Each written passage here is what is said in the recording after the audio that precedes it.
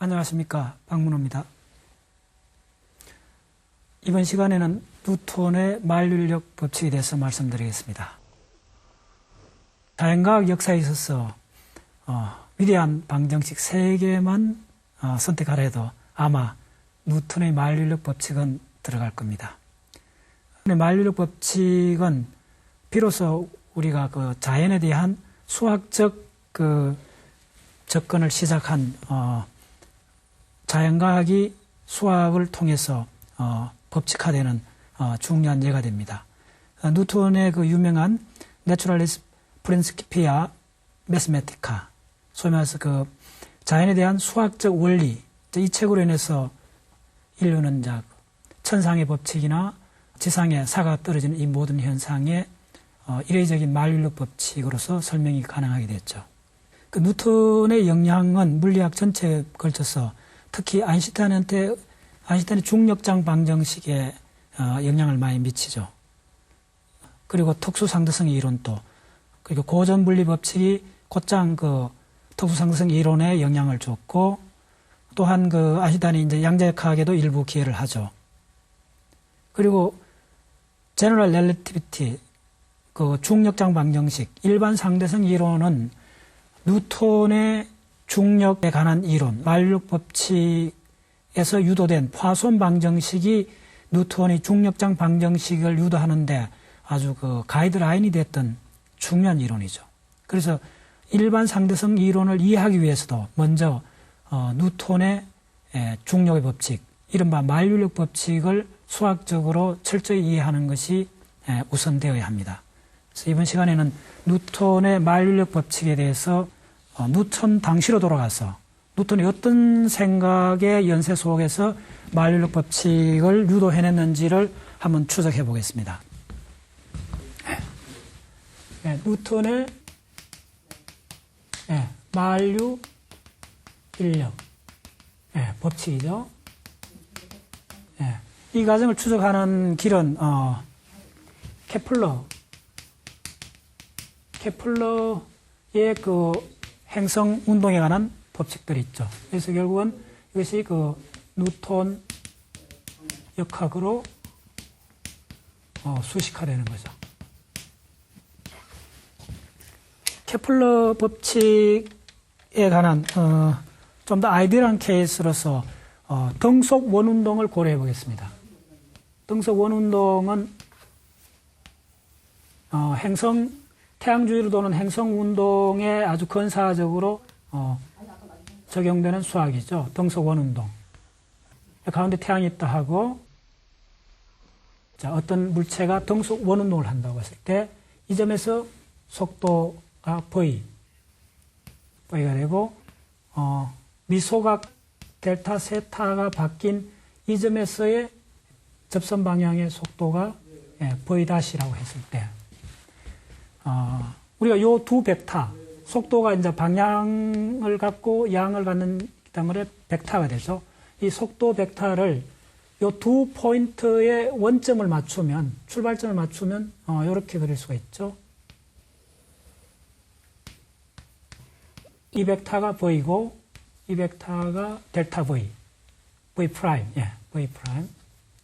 그리고 VS V, 우리가 알고 싶어하는 VS V, 속도의 변화.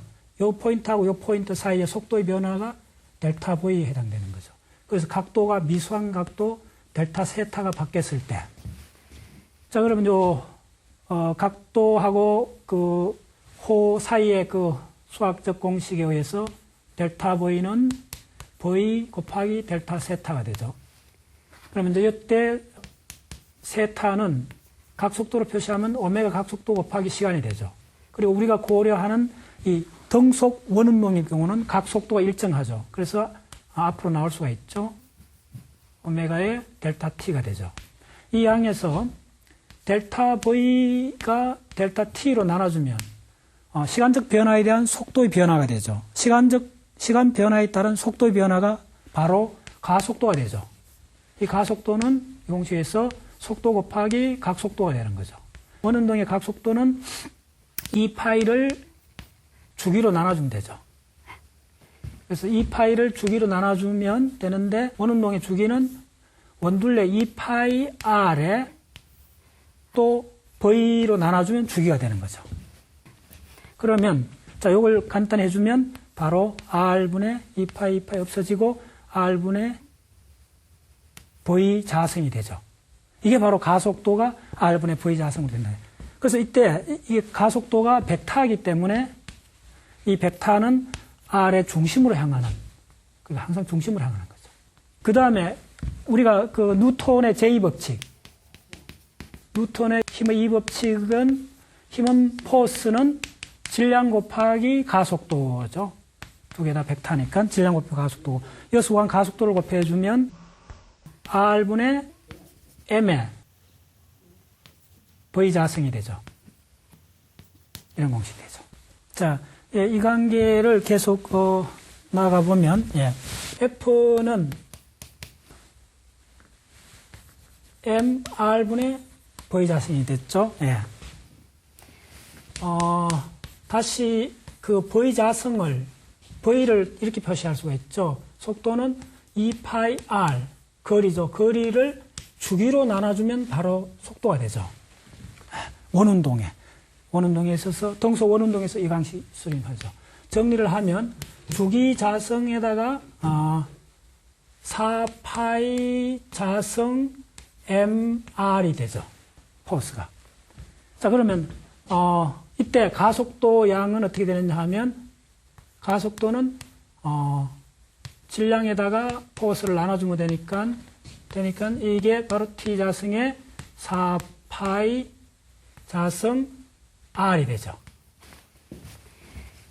자, 뉴턴이 맨 처음에 그 만륙 법칙하는 과정에서 뉴턴은 오랫동안 달의 운동에 대해서 아주 깊이 생각을 했어요. 그 당시 뉴턴이 알려진 그 달의 그 공전 주기 27.31 공전 주기하고 지구에서 달까지 거리를 뉴턴이 이미 알고 있었습니다. 대략 지구에서 달까지 거리가 지구 반지름의 60배에 해당된다는 걸 알고 있었어요. 그래서 뉴턴은 이 공식으로서 그 달에 대해서 달이 지구로 끌리는 가속도를 계산해 봤습니다. 그러면 요 M을 달이라고 봤을 때 요걸 달의 공전 주기가 27.31을 제곱해주고 4파이 자승을 해주고 지구에서 달까지 거리가 지구 반지름의 60배니까네. 지구 반지름의 60배를 곱해주면 되는 거죠. 그래서 이걸 이걸 27.31을 초로 바꾸고 이걸 반지름을 메다로 해주면 뉴턴이 구했는 달의 중력 가속도는 지구에 의한 달의 중력 가속도는 대략 2.7 곱하기 10의 마이너스 3성 메타 퍼 초의 자승이라는 이 값을 얻었습니다. 뉴턴이 그 당시에 1660년 당시에 뉴턴은 그때는 그 달의 공전 주기하고 지구에서 달 사이의 거리를 해서 이 공식을 써서 이 주기를 얻었던 거죠. 그래서 뉴턴이 굉장히 그 많은 생각을 했었는데 그 당시에 이 값이 우리가 지금 알고 있는 그 뉴턴 당시도 알았죠. 지구의 중력 가속도가 얼마입니까? 9.8 메타 퍼 세컨 자승에 대해서 엄청나게 적은 값, 대략 3600분의 1 정도 값이라는 걸 뉴턴이 알고 있었던 거죠. 그래서 뉴턴이 계속 그 관심을 두었던 것은 달의 중력 가속도가 지구 부근에 있는 물체가 지구에서 받는 중력 가속도에 비해서 왜 그렇게 적은가? 그래서 이게 혹시 거리의 제곱에 반비례하지 않는가라고 막연히 계속 추측을 하고 있었어요. 그래서 구체적으로 이 중력, 소위 말해서 만류 인력이 거리의 제곱에 반비례한다는 걸 미리 계속 짐작을 하고 있던 중에 뉴턴이 자기가 그 소위 말해서 뉴턴의 역학 제2법칙 F=ma를 바탕으로 해서 케플러의 행성에 관한 공식들을 케플러의 법칙들을 뉴턴 역학으로 재구성해 보기 시작했던 겁니다. 이 과정에서 뉴턴이 먼저 행성 시스템에 보면 케플러의 법칙이 있지 않습니까? 케플러의 법칙이 제1법칙, 제2법칙, 제3법칙이 있는데 케플러의 제1법칙은 태양 중심으로 해서 행성들이 태양 둘레를 돌 때는 타원 궤도를 그린다는 것을 발견했죠. 그 발견하게 된 거는 케플러가 티코 브라헤하고 같이 연구를 하면서 티코 브라헤가 오랫동안 육안으로 관측한 엄청난 그 행성 운동에 관한 데이터를 10년 이상 그걸 그 수식하는 과정에서 이제 발견하게 된 거죠. 그래서 케플러의 3법칙 중에 제1법칙은 뭐냐 하면 행성들이 도는 궤도는 타원이고 그 타원 궤도의 초점에 해당되는 곳이 두 곳이 있는데 그 초점 중에 하나의 위치에 태양이 있다는 거죠. 그래서 그 초점 중에 하나가 태양이고 행성이 그 타원 궤도에 태양의 초점을 중심으로 해서 타원 궤도를 그린다는 것이 타원 궤도를 돈다는 것이 1법칙이고 2법칙은 뭐냐 하면 이 행성이 궤도를 돌 때 행성이 일정한 시간에 거리는 이 면적, 소위 말해서 이쪽에 들어가는 시간이 T1이면 이쪽에 이 부채꼴, 행성 궤도에서 형성된 이 면적을 A1이라 하고 다른 궤도, 이미 어떤 다른 궤도를 면적을 그렸을 때 이쪽에 소요된 시간이 T2라 하고 했을 때 이쪽의 면적이 A2라 하면 케플러 제2법칙은 뭐냐 하면 행성이 움직인 그 시간 T1, T2가 같을 경우에는 A1, A2가 같다는 겁니다. 이렇게 스위핑하면서 형성한 이 면적이 같다는 거예요. 동일한 시간에 형성한 면적은 같다는 것이 소위 말해서 면적 법칙이죠. 동일 면적 법칙이죠. 네. 그리고 세 번째 케플러 3법칙 중에 세 번째 법칙이 뭐냐 하면 공전 주기의 자성은 궤도 반지름, 평균 궤도 반지름의 3성에 비례한다는 거죠.